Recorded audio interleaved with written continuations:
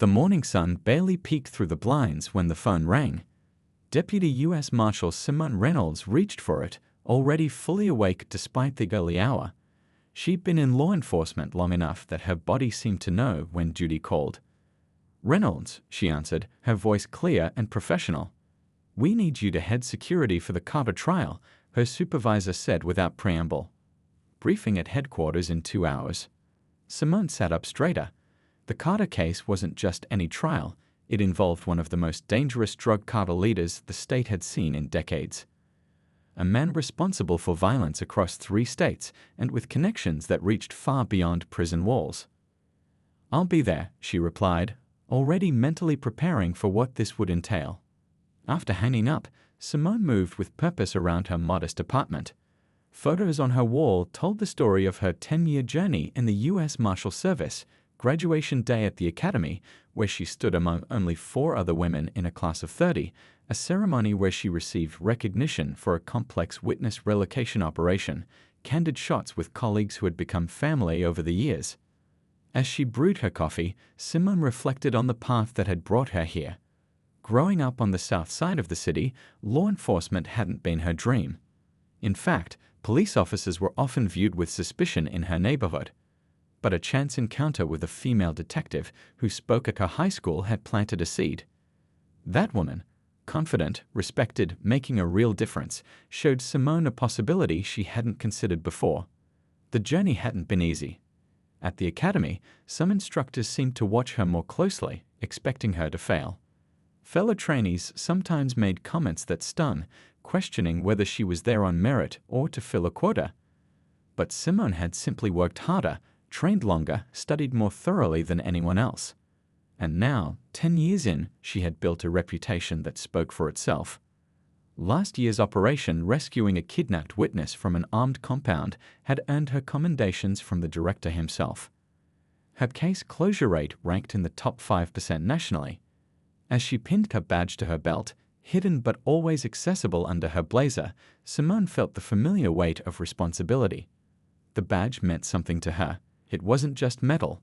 It represented a promise to protect, to serve, to uphold justice regardless of who stood before her.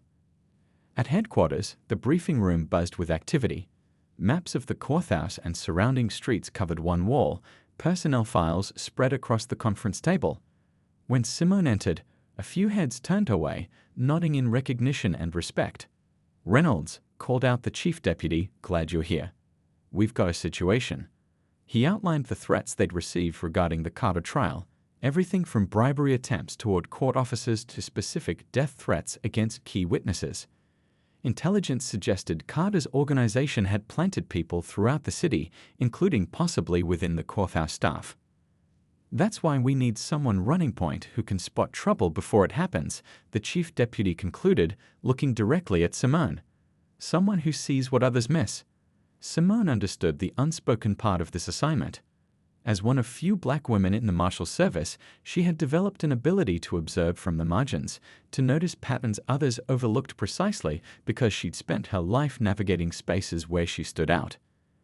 "I'll need complete access records for all courthouse personnel," she said, already forming a plan, "and authority to restructure the entry protocols." The chief deputy nodded. "Whatever you need. This one can't go sideways." Later that evening, Simone sat at her kitchen table, personnel files spread around her as she memorized faces, backgrounds, schedules. Tomorrow, she would begin implementing her security plan at the courthouse. She knew from experience that her authority might be questioned. It always was at first. But she also knew that by the end of this assignment, her work would speak volumes. What she couldn't know was just how quickly that authority would be tested, or how publicly the challenge would unfold. Simone woke before her alarm, her mind already running through the day ahead. The Carter trial's preliminary hearing would bring reporters, protesters, and possibly people with darker intentions to the courthouse steps. She chose her outfit carefully, a navy pantsuit, simple gold earrings, and low heels she could run in if needed. Professional but practical.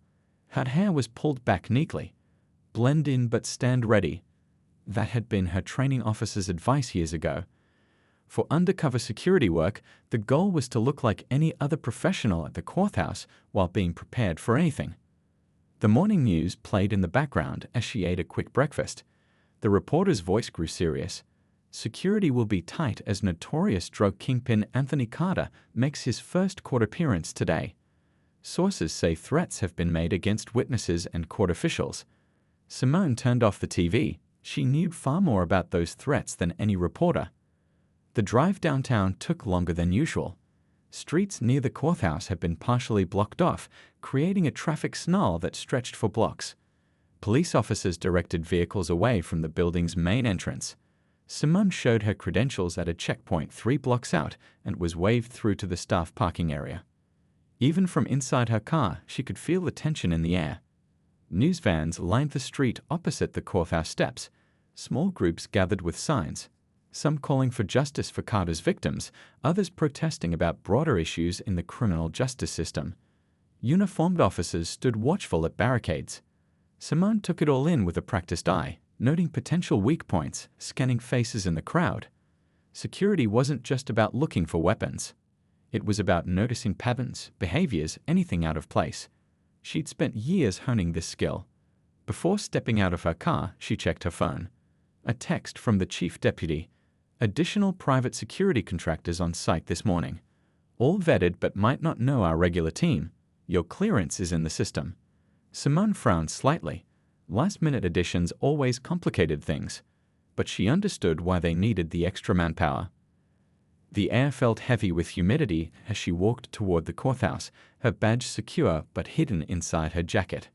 From a distance, the white stone building looked as it always did, imposing, official, the steps up to its entrance wide and formal. But today metal detectors had been installed outside the main doors, creating a new security perimeter that hadn't existed yesterday. She recognized several courthouse security officers she'd worked with before. They nodded as she approached, but among them were unfamiliar faces, the private contractors. They wore earpieces and dark suits, standing straighter than the regular staff, like they had something to prove. As Simone joined the line of employees entering for work, she observed the security checks. The contractors were thorough but slightly clumsy with the protocols, asking some people for ID while waving others through. Their patterns seemed inconsistent. That would need addressing in tomorrow's security briefing. Ahead of her, a group of lawyers with briefcases moved quickly through the checkpoint. The head contractor, a broad-shouldered man with a square jaw and military-style haircut, barely glanced at them before motioning them through. Now only one person stood between Simone and the entrance, an older white man who showed some kind of court ID. The contractor nodded respectfully and stepped aside. Simone stepped forward, maintaining her professional demeanor. The contractor's eyes flicked over her, lingering a moment too long. His posture shifted subtly, his feet planting wider. Simone had seen this body language before, someone preparing to assert authority. "Good morning," she said calmly, reaching for her ID. The contractor moved directly into her path, his hand raised in a stopping gesture. Behind him, Simone could see people already inside the lobby turning to look. "This entrance is for authorized personnel only," he stated loudly enough for others to hear. Simone kept her voice level. "Yes, I know. I'm working the Carver trial." The contractor looked her up and down again, skepticism clear in his expression. "Do you have proof of that? What department are you with?" Simone noticed the attorneys who had gone in ahead of her were now watching the exchange. One whispered to another. Court staff slowed as they passed, curious about the hold-up. "I have full clearance," Simone replied, keeping her cool despite feeling her pulse quicken. This was exactly the kind of attention security personnel should avoid drawing, creating a spectacle at an entry point. "Visitors need to use the public entrance around the block," the contractor informed her, his tone making it clear he'd already decided which category she belonged in. It's procedure. Simone saw other court employees continuing to stream past while she remained blocked. None were being asked for the proof he demanded from her. Some averted their eyes, uncomfortable with the scene unfolding but unwilling to intervene. In that moment, Simone had a choice to make. She could explain who she was, try to reason with him. She could ask to speak to someone he reported to, or she could simply show him exactly who he was preventing from doing her job. She chose the third option. Simone felt a familiar tightness in her chest, the one that came whenever she faced these moments. 10 years in law enforcement had given her plenty of practice keeping her composure when others expected her to lose it. "Sir," she said, her voice calm but firm, "I believe there's been a misunderstanding." The contractor crossed his arms. "No misunderstanding.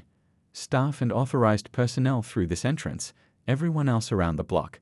He gestured toward a few people who had gathered behind Simone. "You're holding up the line." More people were watching now.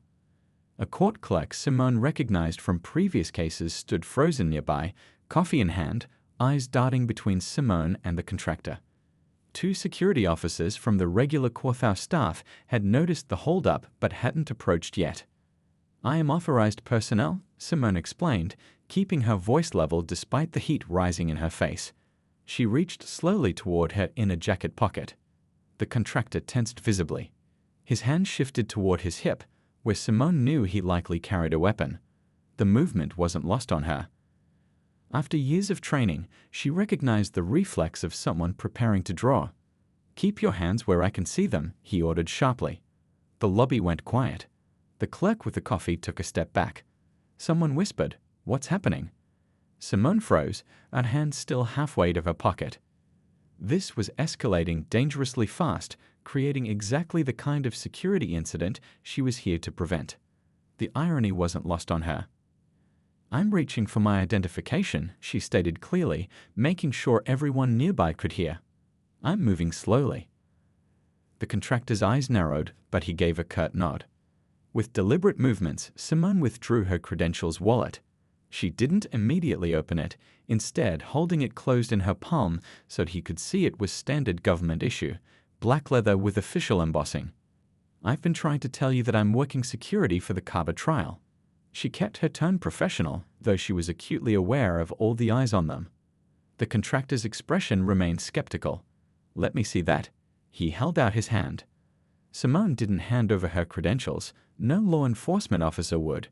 Instead, she flipped open the wallet herself, revealing the gold badge and ID card that clearly identified her as a Deputy United States Marshal. The contractor's face went through a series of rapid changes, disbelief, then realization, followed quickly by embarrassment. He straightened, his hand dropping from his hip. "Marshal," he said, his voice notably different now. "I wasn't informed." "Deputy Marshal Reynolds," Simone corrected calmly. "Lead security coordinator for the Carter trial." She closed her credentials wallet but kept it visible in her hand. The silence in the lobby stretched uncomfortably. People who had been pretending not to watch were now openly staring. The court clerk with the coffee had her mouth slightly open. One of the attorneys who'd breezed through earlier leaned toward his colleague, whispering something. The contractor cleared his throat. "I apologize for the confusion, Deputy Marshal." His voice carried the forced formality of someone trying to save face. "No one told our team who you were." "That's why I was telling you," Simone replied evenly. She slipped her credentials back into her jacket pocket. "Now, if you'll excuse me, I have a security team to brief before the hearing." As she stepped forward, the contractor moved quickly aside. The path that had been blocked moments ago suddenly opened wide, as if by magic. Walking through the lobby, Simone felt the weight of dozens of eyes following her. She kept her posture straight, her pace unhurried. This wasn't the first time she'd had to navigate a moment like this, and experience had taught her the importance of what came next, how she carried herself after being underestimated. Behind her, she could hear the contractor speaking into his radio, his voice low and urgent, no doubt informing his team about the mistake they'd just made in full view of courthouse staff and legal professionals. A security officer she knew, Officer Chen, who'd worked at the courthouse for years, approached her as she reached the elevators. "Deputy Marshal Reynolds," he said quietly. "I'm sorry about what happened there. Those contractors just started this morning." Simone nodded. "We'll need to address their protocols. They're creating security risks with inconsistent screening." She kept her voice even, professional. "Where are they stationed throughout the building?" Officer Chen seemed relieved by her focus on the work rather than the incident. He pulled out a floor plan and began pointing out positions. As they spoke, Simone noticed the contractor who had stopped her was now watching from across the lobby. His face was still flushed with embarrassment as he spoke with someone who appeared to be his supervisor. The clerk with the coffee approached hesitantly. Deputy Marshal, Judge Winters asked if you could stop by his chambers when you have a moment. He saw what happened and, well, he seemed concerned. Simone nodded. Tell him I'll be there shortly. First, I need to inspect the secure areas for the witness transfers. As the elevator doors opened, Simone stepped inside with Officer Chen, still discussing security placements. Just before the doors closed, she caught a final glimpse of the contractor. He was no longer looking in her direction, but the set of his shoulders told her everything about how his morning was going. The doors closed, and Simone took a deep breath. There would be ripple effects from this incident. There always were. But right now, she had a courthouse to secure and witnesses to protect. The badge that had stunned everyone moments ago was a responsibility first and foremost. And Simone Reynolds had work to do. The elevator ride to the third floor gave Simone just enough time to gather her thoughts. She'd spent her entire career becoming the calm in the storm, and today would be no different. The incident downstairs was just one small moment in an important day. Officer Chen pressed the button for the fourth floor, where the security command center had been set up. Everyone's waiting for your briefing, he said. And just so you know, word travels fast in this building. They'd probably already heard about what happened. Simone nodded. Let them hear. It might help them pay attention to what I have to say. When the elevator doors opened, Simone was greeted by a room full of faces, courthouse security, U.S. Marshals, and the private contractors. The conversations hushed as she walked in. She spotted the contractor from downstairs standing in the back corner, his eyes fixed on the floor. Good morning, Simone said, her voice carrying across the room without shouting. She set her briefcase on the table and opened it, pulling out folders. We have a lot to cover and not much time. The Carter hearing begins in 90 minutes. She passed out security assignments and floor plans marked with positions. As she moved around the room, she could feel the shift in energy. The courthouse security officers who knew her nodded with respect. The marshals, her colleagues, gave her small smiles of solidarity. The contractors watched her with new awareness. Today's hearing will bring in 3 protected witnesses, Simone explained, pointing to the building blueprint projected on the wall. We have credible threats against all 3. Our job is to get them in and out safely while maintaining order in and around the courthouse. As she detailed the security protocols, Simone noticed the attention she now commanded. The man who had blocked her at the gate stood straighter, listening intently to every word. A knock at the door interrupted her. The chief judge's clerk stepped in, looking nervous. Deputy Marshal Reynolds, Judge Patterson needs to see you immediately. Simone checked her watch. We'll take a 10-minute break. Review your assignments and be ready with questions when I return. She followed the clerk down the hallway to the chief judge's chambers, where she found not only Judge Patterson but several other people waiting. The court administrator, the head of the private security company, and the U.S. attorney prosecuting the Carter case.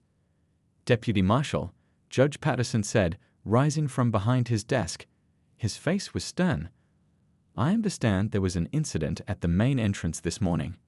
The security company head stepped forward quickly. Your Honor, I want to assure you that my men... Judge Patterson held up his hand. I'd like to hear from Deputy Marshal Reynolds first. Everyone turned to Simone. She could have described how she'd been singled out, how her authority had been questioned when others were waved through. She could have detailed the contractor's hand moving toward his weapon when she reached for her badge. But none of that would help secure the courthouse today. There was a procedural breakdown at the checkpoint, Simone said evenly. The screening protocols weren't being consistently applied. I've already begun addressing it with the team. The security company head looked surprised at her measured response. That's not what I heard, the judge said. I heard one of the contractors nearly drew his weapon on the marshal in charge of courthouse security. The security head's face paled. The U.S. attorney leaned forward, suddenly very interested. It was a misunderstanding that was quickly resolved, Simone replied. But it highlights exactly why I've been recommending standardized recognition training for all security personnel. When we can't recognize our own team, we create vulnerabilities. Judge Patterson studied her for a long moment, then nodded. The contractor has been reassigned to the parking garage, the security head said quickly, and we'll be reviewing protocols with all our people. That's not necessary, Simone said, surprising everyone. He's well trained, just poorly briefed. I want him back on the main entrance, but paired with Officer Chen for the rest of the day. The experience will make him better at his job. The security head blinked, clearly not expecting this recommendation. And all contractors will attend Deputy Marshal Reynolds' security briefing this afternoon, Judge Patterson added, making it clear this wasn't a suggestion. As the meeting adjourned, the U.S. Attorney pulled Simone aside. That was generous of you, she said quietly. Most people would have demanded that contractor be removed entirely. Simone shook her head. That doesn't help our security today. Besides, he'll be more alert now than anyone else on the team. Walking back to the command center, Simone found Officer Chen waiting for her. Everything okay with the judge? He asked. Fine, Simone replied. But I need you to partner with our friend from downstairs today. Keep him on the main entrance. Officer Chen raised his eyebrows. You sure? After what happened? Because of what happened, Simone corrected. Trust me, he'll be watching everyone twice as carefully now.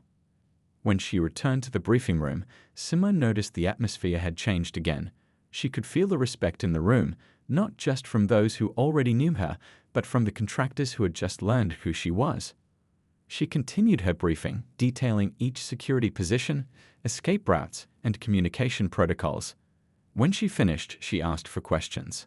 The contractor from the entrance raised his hand. Deputy Marshal, he said, his voice steady but his face still showing traces of embarrassment. I'd like to apologize for this morning. It was unprofessional. The room went quiet. Everyone watched to see how she would respond. Your job is to question things that don't fit your expectations, Simone said, meeting his eyes directly. That's good security. Just make sure your expectations aren't blinding you to what's right in front of you. She looked around the room. That goes for all of us. As the team dismissed to take their positions, Simone gathered her papers. Her phone buzzed with a message from the transport team. The first witness had arrived at the secure garage. It was time to focus on why she was really here. The badge that had caused such surprise this morning was just doing its job, just like she was. By lunchtime, the story had spread through the courthouse like wildfire. Whispers followed Simone as she moved through the hallways, checking security positions and coordinating with her team. The morning's confrontation had taken on a life of its own, growing with each retelling. I heard she just flashed her badge and the guy nearly fainted, one clerk said to another as Simone passed by the filing room. My cousin works in records, replied a legal assistant at the water cooler. She said the contractor almost pulled his gun before realizing who she was. Simone ignored the chatter. The morning hearing had gone smoothly. The first witness had testified without incident, and Carter had been relatively well behaved in court. But the day was far from over, and there were still 2 more witnesses to protect. As she entered the cafeteria to grab a quick lunch, conversations paused, then resumed at a lower volume. She collected her food and found a quiet corner table where she could review security notes for the afternoon session. She was halfway through her sandwich when someone approached her table. Looking up, she recognized one of the courthouse staff attorneys, a young black woman Simone had seen around but never spoken with before. Deputy Marshal Reynolds. The attorney's voice was hesitant. I'm Tanya, from the Public Defender's Office. Do you mind if I sit for a minute? Simone gestured to the empty chair across from her. Go ahead. Tanya sat, placing her lunch tray carefully on the table. I wanted to thank you, she said quietly. For what? Simone asked, though she suspected she knew. For how you handled this morning. Tanya glanced around before continuing. I've been here 3 years, and I still get stopped or questioned at least once a week. Never as dramatically as what happened to you, but she shrugged. You know. Simone nodded. She did know. The way you kept your composure, showed your badge, and then just went on doing your job. It meant something. Tanya's eyes were earnest. People are talking about it differently than they usually do when something like this happens. Before Simone could respond, another woman approached, one of the court reporters. She hovered nervously beside their table. Sorry to interrupt, she said, but I wanted to say something too. She fidgeted with her sleeve. I've worked here 15 years. What happened this morning wasn't right, and I should have spoken up. I didn't, and I'm sorry. Simone was surprised by the woman's candor. Thank you for saying that. It wasn't just you, a male voice added. They looked up to see a maintenance worker who had been sitting at the next table. He turned in his chair to join the conversation.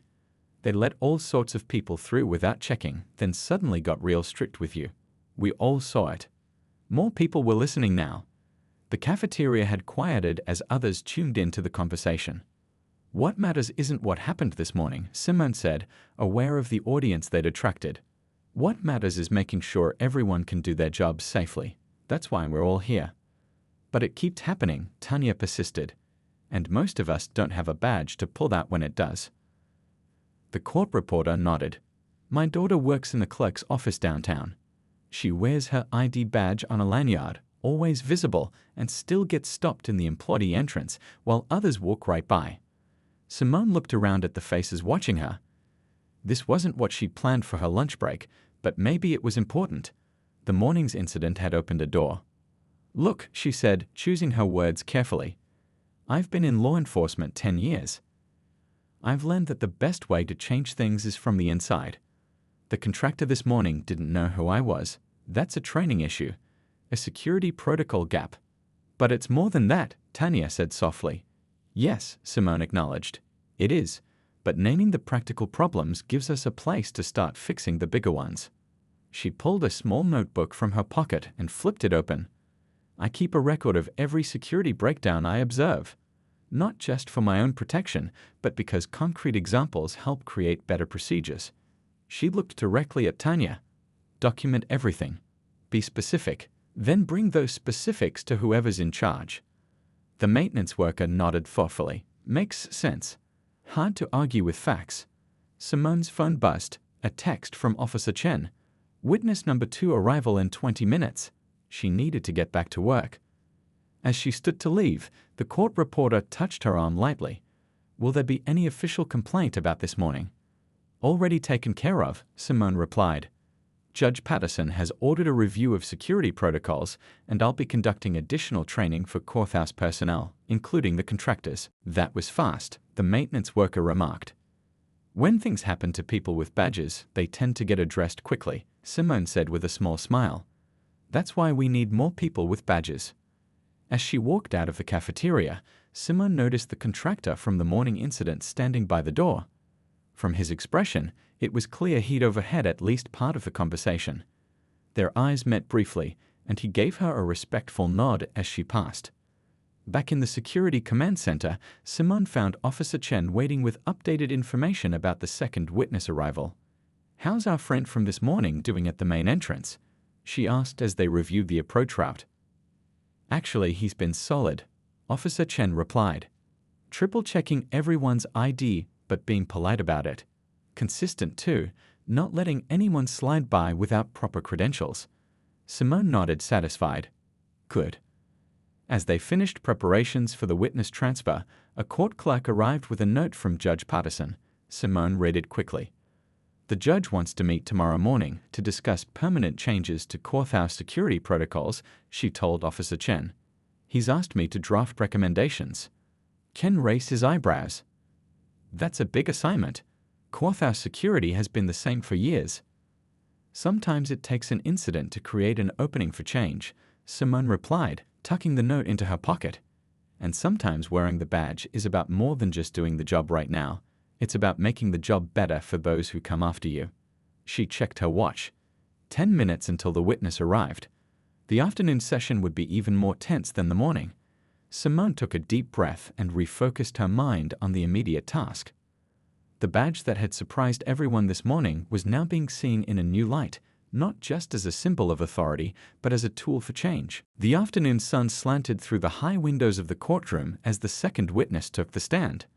Simone stood near the back wall, her eyes constantly scanning the room.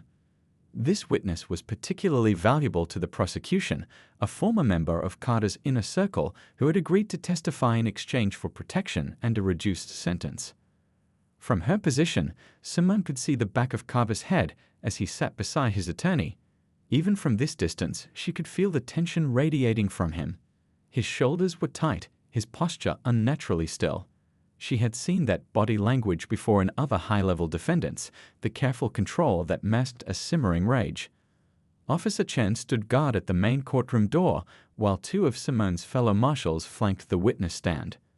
The contractor who had stopped her that morning was posted outside in the hallway, now paired with a regular courthouse officer as she had recommended. As the prosecutor began questioning the witness, Simone noticed a slight movement in the third row of the gallery.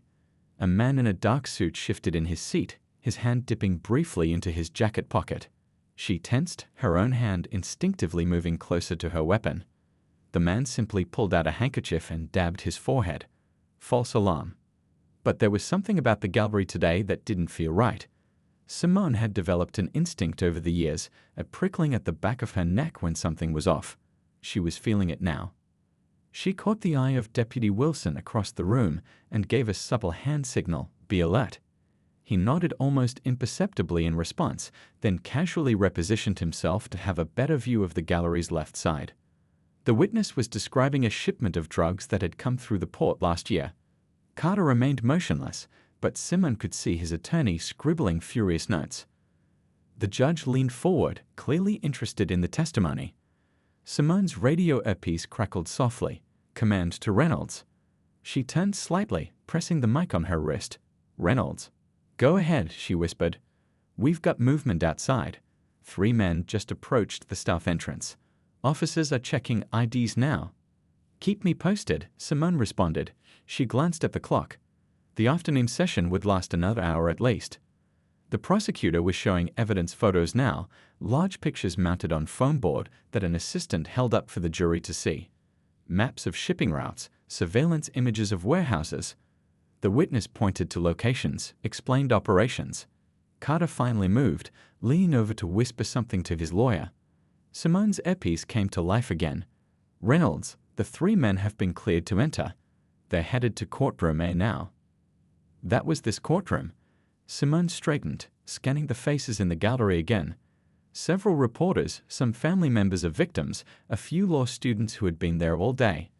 The regular courthouse watchers. "Copy that. What's their description?" she asked quietly. 2 in dark suits, 1 in a blue blazer. All carrying briefcases. They have press credentials from Channel. The courtroom doors opened and 3 men entered. The security officer, the same contractor from this morning, checked their IDs again before letting them take seats in the back row. Simone studied them carefully. They looked like typical reporters, but something still felt off. The prosecutor was wrapping up with the witness. "No further questions, Your Honor." As the defense attorney stood for cross-examination, one of the new arrivals shifted in his seat, and Simone caught a glimpse of something under his jacket, a small bulge that shouldn't have been there. She moved smoothly along the wall toward Officer Chen at the door, her eyes never leaving the 3 men. "Tell security to run those press credentials again," she whispered. "Full background this time.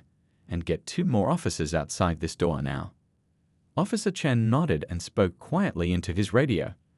The defense attorney was aggressive in his questioning, trying to rattle the witness. "You're only testifying to save yourself, isn't that right?" The witness remained calm. "I'm testifying because what we did was wrong, and people got hurt." Carter turned slightly in his chair, his eyes sweeping across the courtroom until they landed on the 3 men in the back row. Something passed between them, just a look, but Simone caught it. Her radio crackled again. "Command to Reynolds. Those credentials don't match our records. The names are right, but the photos don't match our media database." Simone's instincts had been right. She signaled to Deputy Wilson across the room, a quick hand gesture that meant potential threat back row. He acknowledged with a slight nod and began moving casually toward that side of the courtroom. The situation needed to be handled carefully. They couldn't create a panic in the middle of testimony, but they needed to remove the potential threat without incident. Simone approached the judge's bench, leaning in to whisper to the bailiff, who then passed a note to Judge Patterson. The judge glanced at it, his expression unchanging except for a slight narrowing of his eyes. "Court will take a 15-minute recess," he announced, bringing his gavel down. "The jury is instructed not to discuss the case." As everyone stood, Simone moved swiftly toward the back row, Deputy Wilson approaching from the other side. The 3 men seemed to realize they'd been made. One began moving toward the exit. "U.S. Marshals," Simone announced firmly. "Stay where you are." The man in the blue blazer reached into his jacket. Courthouse visitors gasped and began moving away quickly. "Hands where I can see them," Deputy Wilson ordered. The contractor who had stopped Simone that morning moved quickly to block the doorway, preventing escape. The three men looked at each other, clearly weighing their options. "Now," Simone commanded, her hand on her weapon. The standoff lasted only seconds, but it felt much longer. Finally, the men raised their hands. A quick search revealed what Simone had suspected: recording devices, not weapons, but far more sophisticated than what reporters typically carried. These were long-range microphones designed to pick up whispered conversations between Carter and his attorney. As courthouse security led the men away, the contractor caught Simone's eye across the now empty courtroom. "Good call, Deputy Marshal," he said. "How did you know?" "Same way you should have known this morning," she replied without hostility. Something just didn't fit the pattern. He nodded, accepting the gentle rebuke. "I've been paying attention since then. Won't make the same mistake twice." When court resumed, the atmosphere had changed. The gallery was more subdued, the security more visible. Judge Patterson looked directly at Simone before proceeding, giving her a nod of acknowledgement. By the end of the day, word had spread about how she had spotted the fake reporters. It was the second time that day that Deputy Marshal Reynolds had commanded attention in that courthouse. But this time, it wasn't because someone had failed to recognize her authority. It was because she had demonstrated exactly why that authority was earned. 6 months had passed since the Carter trial. The drug kingpin had been convicted on all counts, largely thanks to the testimony of the witnesses Simone and her team had protected. The courthouse had returned to its normal rhythm, but beneath the surface, things were different. Simone sat in her new office, reviewing the latest batch of training materials. The walls around her were bare except for her framed credentials and a photo of her academy graduating class. The desk still had that new furniture smell. The promotion to supervisory deputy marshal had come through just 3 weeks ago, faster than anyone had expected. A knock on her open door made her look up. Officer Chen stood there with 2 cups of coffee. "Thought you could use this," he said, placing 1 cup on her desk. "Those training manuals would put anyone to sleep." Simone smiled, grateful for the interruption. "They're not exactly thrilling reading, that's for sure." Chen leaned against the doorframe. "So how many more courthouses are implementing your new security protocols?" 3 more this month, Simone replied, taking a sip of the coffee. That makes 13 total across the district. What had started as recommendations for a single courthouse had grown into something much bigger. The incident at the security checkpoint, now infamous in legal circles, had opened a door that Simone had walked through with purpose. Her proposal had been simple: standardized recognition training for all security personnel, consistent ID protocols regardless of appearance, and regular audits where plainclothes officers of different backgrounds tested the system. The chief judge had not only approved her recommendations, but had championed them to other courthouses in the district. "Did you hear about Thompson?" Chen asked, referring to the contractor who had stopped Simone that fateful morning. "No, what about him?" "He just got hired full-time at the federal building downtown.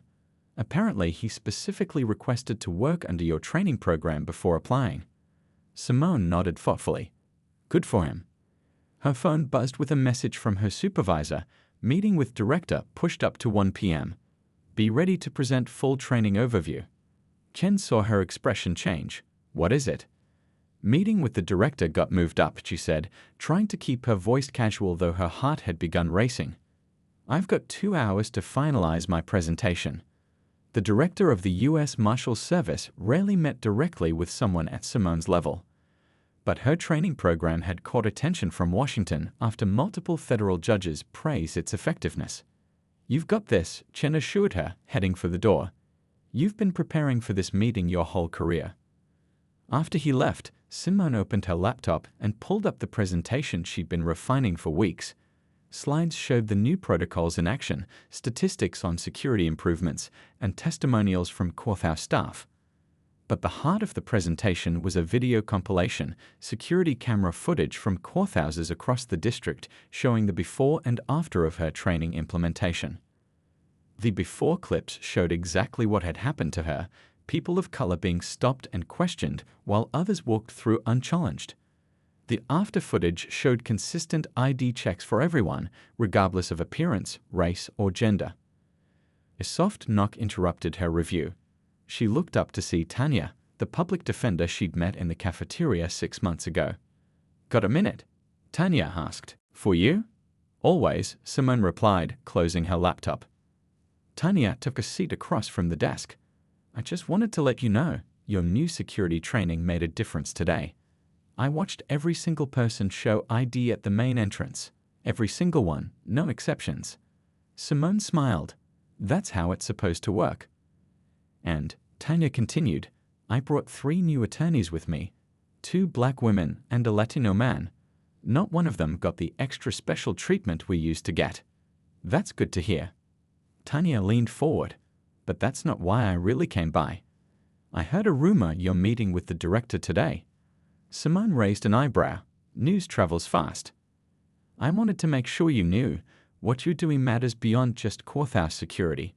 It's creating space for people like me to just do our jobs without the daily reminders that we don't look like we belong." The words hit Simone in an unexpected way. She'd focused so much on the practical aspects, better security protocols, consistent enforcement, that she sometimes forgot the human impact of her work. "Thank you for saying that," she said quietly. Tanya stood to leave. Knock 'em dead in that meeting. After Tanya left, Simone picked up a small box on her desk. Inside was her original Deputy Marshal badge, the one she'd shown at the checkpoint that day. She'd been issued a new supervisory badge with her promotion, but she kept this one as a reminder. Her phone buzzed again, a message from her mother. "Proud of you, baby girl. Your grandpa would have been too." Her grandfather had been one of the first black police officers in their hometown, back when that position came with daily challenges to his authority. He'd never lived to see his granddaughter become a marshal, but his old badge sat on her bookshelf at home, a reminder of the path he'd helped clear. As Simone gathered her materials for the meeting, she thought about the chain of events that had brought her here. One confrontation at a security checkpoint had created an opportunity for systemic change. Her badge had opened the door, but it was what she'd done after walking through that had made the real difference. She slipped the presentation thumb drive into her pocket and headed for the door. The director was waiting, and Simone had a vision to share, one where badges were respected not because of who wore them, but because of what they represented. One where every person could do their job without having to repeatedly prove they belonged. The badge that had stunned everyone that morning 6 months ago was now helping to change the system itself. And Simone Reynolds was just getting started.